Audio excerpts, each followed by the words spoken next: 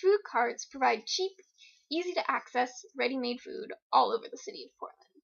The food cart pod, where I did most of my research, on 10th between Alder and Washington, is no exception. The interaction of social construction and the physical environment creates a unique space claimed by many. And this seems to play out in two key ways.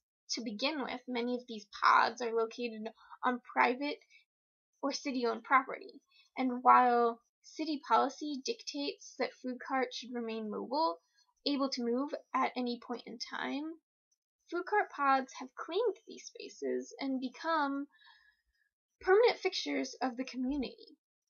This becomes evident through the actions of multiple community members and stakeholders, from the installation of ATMs and the construction of brick-and-mortar seating structures to the public and consumer attitude.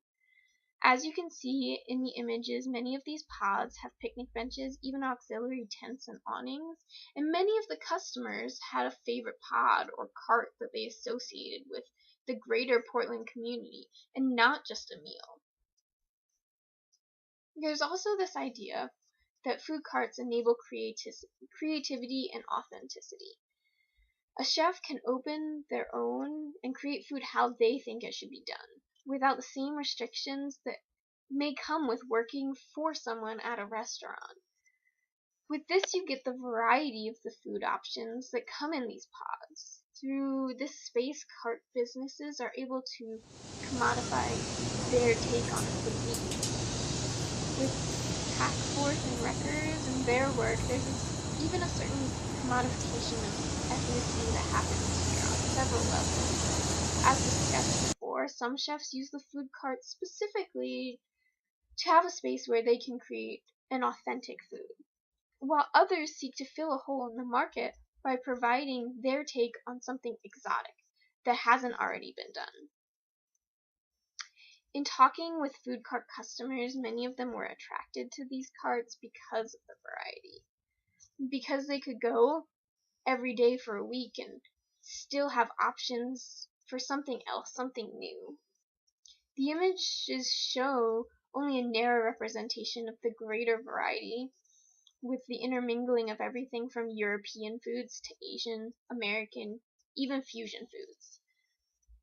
Going one step farther, there's another layer to this, where the idea of mobility of food, transcending cultures and place, meets with the physical mobility of the cart and the landscape of the city.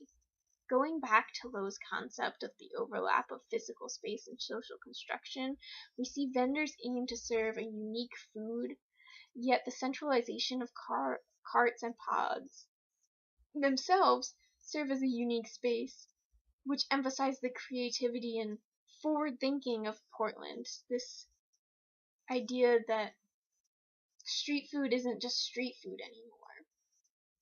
Food carts act as a greater representation of this process in which diverse cuisines of so many places gets compiled into a larger image of Portland food culture. And in a sense, the diversity of options is almost appropriated as a whole different collective entity in itself, one claimed as a different culture, claimed as a culture of the city.